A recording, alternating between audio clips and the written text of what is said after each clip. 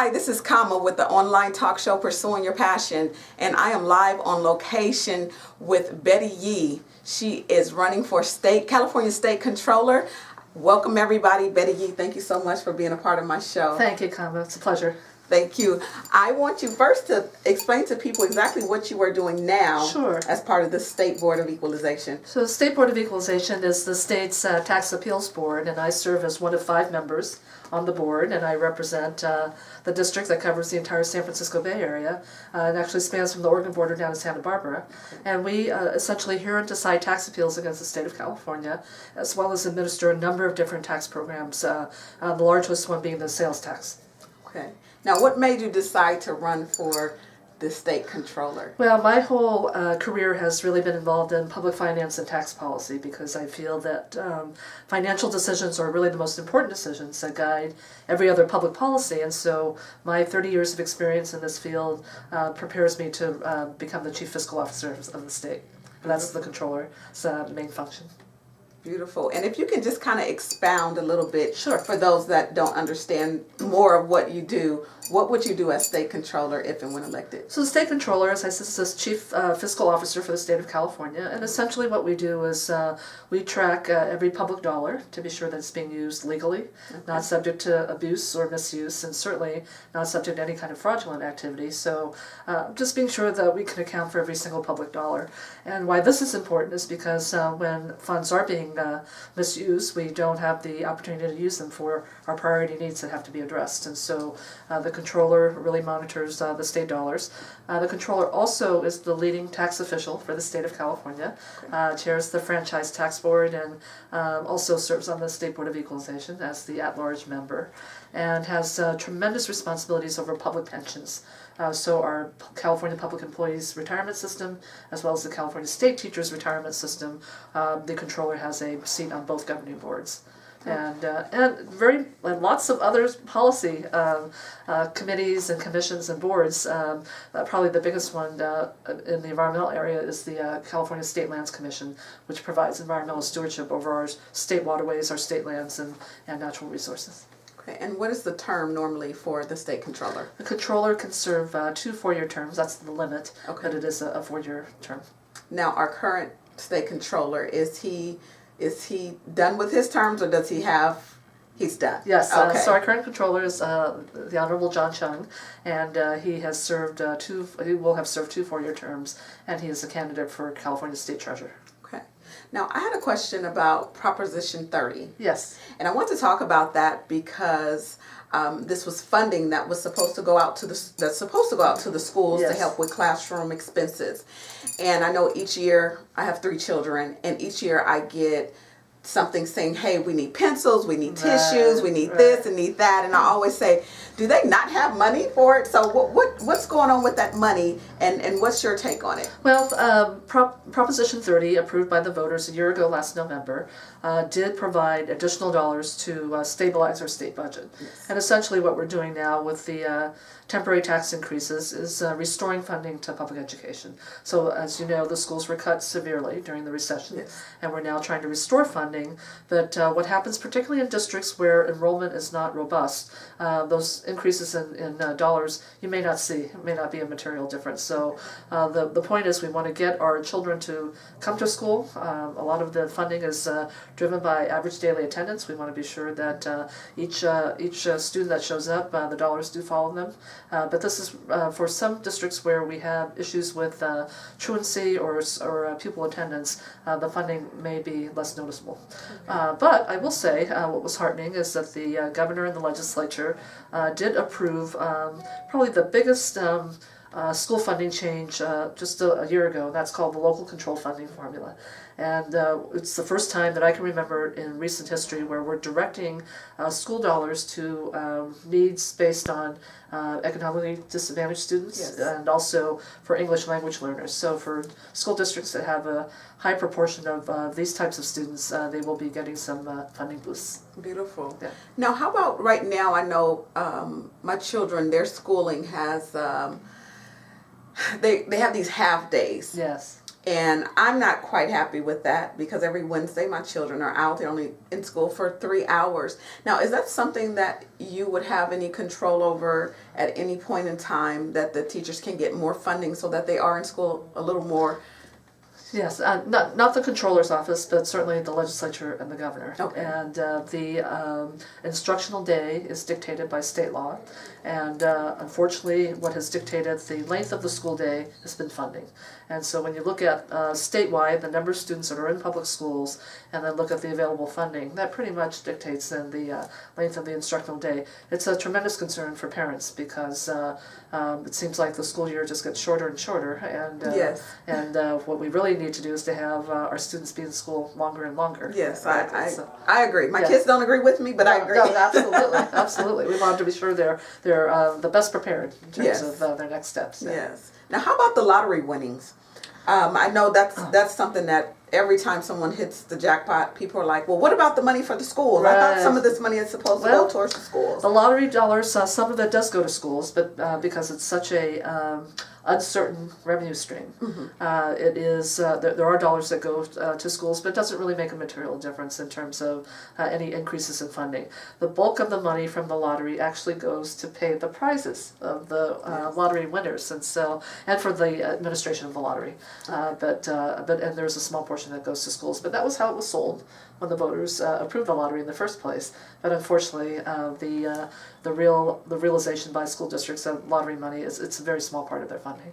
Okay. Yeah. And let's talk about Proposition 13 Yes. with the taxes, and with me being in real estate. What is your stance on that? Well, Proposition 13, for sure, we want to continue to protect residential homeowners in terms of not being taxed out of their homes, which was the original purpose of the voters really approving Prop 13 in the first place, because the idea was that for local governments and for schools, they could just add on whatever increment of property tax that would essentially fund their needs. And I think back then in 1978 there was a growing concern that they would eventually be taxed out of their homes. And so what essentially has happened now is we've capped the local property tax rate. Yes. And a lot of the funding now comes from the state for schools. And local governments have had to make do with the limited authority that they have, so capped on the property tax, but not really a lot of other revenue-raising authorities. So it's had some major problems. I want to keep the residential property protections, certainly, but there has been some thought about looking at treating commercial property differently, because the idea is that when commercial property changes hands, we really don't reassess it at the higher value.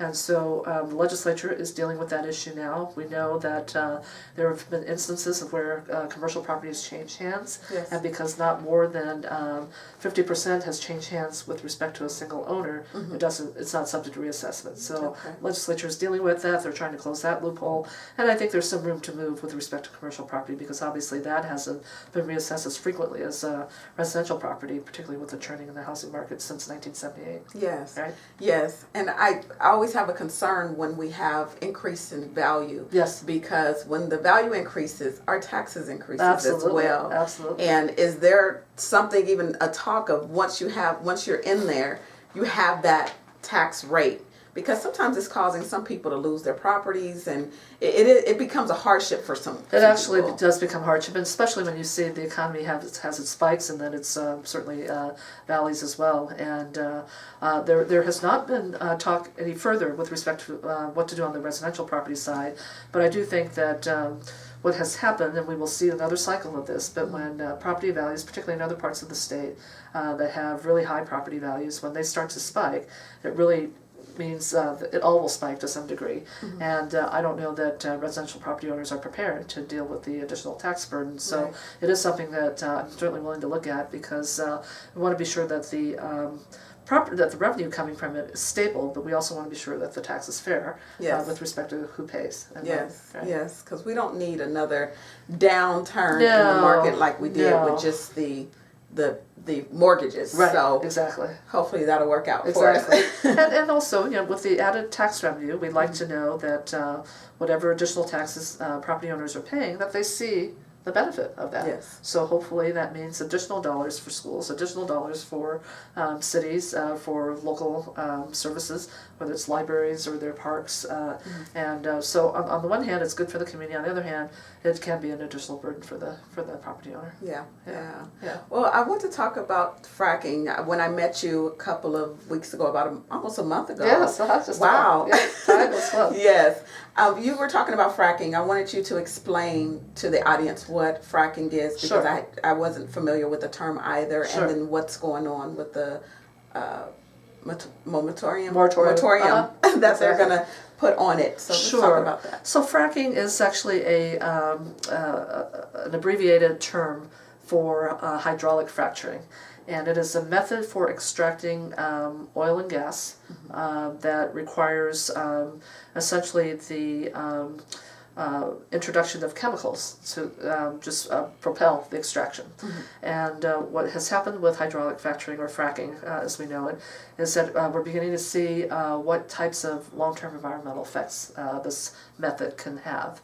And what we are, what the legislature and policymakers are really trying to grapple with is, should we impose a moratorium on this practice, because we know what some of the long-term environmental effects are going to be. And I think there's still some disagreement about whether these effects are real or not, but I think from my perspective, when you look at the actual method of extraction itself, it just creates all kinds of environmental havoc. It requires a lot of consumption of water in terms of extracting the oil and gas. It also requires a huge amount of energy to extract that gas. The chemicals that are used actually result in methane gases being released into the environment. And we also know that after such activity takes place, that we have what results are some increased seismic risk. So it really destabilizes the ground. And because we're in a drought situation now in California, I know that policymakers are going to be looking at a water supply through our groundwater tables. Well, we have a huge potential for our groundwater being contaminated as a result of fracking. So, for all of these reasons, I think it makes sense to put a moratorium on it, to really study what alternatives we have in terms of alternative energy sources. And I think the communities that are really living close to this activity, and fracking is actually happening not in remote places, but it's happening in Culver City, in Los Angeles. I mean, it's happening near urban areas as well. So it's something that really has broad impact. There is a bill moving through the legislature right now, Senate Bill 1132, and that is proposing the moratorium. We're not sure what the governor will do with the bill, but it's moving through the legislature. And I do think having a moratorium would force policymakers then to look at what are some other viable sources of energy that hopefully can help create jobs too, because this is really the sector that I think holds promise in terms of job creation. All right. Yeah. Well, before we end, I want you to tell the audience why we need to vote for you. Sure. And what your plans are for our state.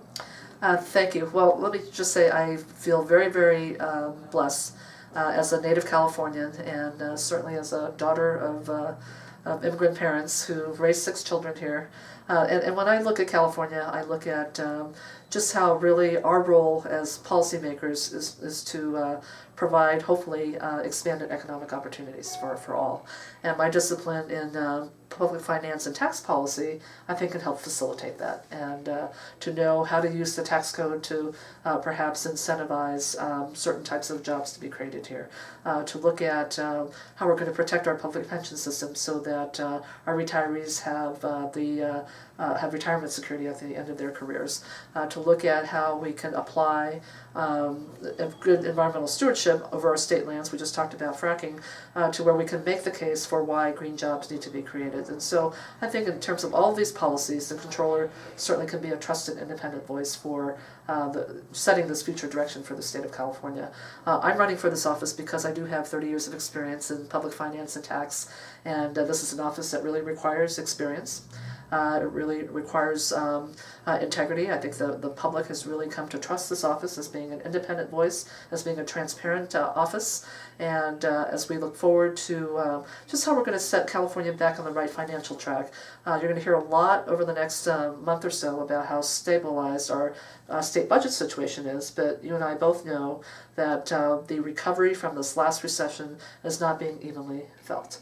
And for me, the growing crisis of income inequality, and I know our president has spoken eloquently about this as well within this last year, but this is really the problem that we need to solve, that we can't keep having this growing income divide, and the way that we're going to really bridge that is by providing expanded economic opportunities. And I think I, as your controller, can be a voice for that, can also be creative about how we have proposals to just expand those opportunities, and hope that we can get some of the more depressed areas in California back to work. Beautiful. Yeah. Thank you so much. Thank you. And for those that are watching, make sure you go to her website, which is bettye.com, to find out more information. And thank you so much for tuning in with Kama on Pursuing Your Passion. I am on location again with Betty Yee. She's running for state controller. Thanks for watching, and thank you so much for being on the show. Thank you, Kama. My pleasure. Thank you. Thank you.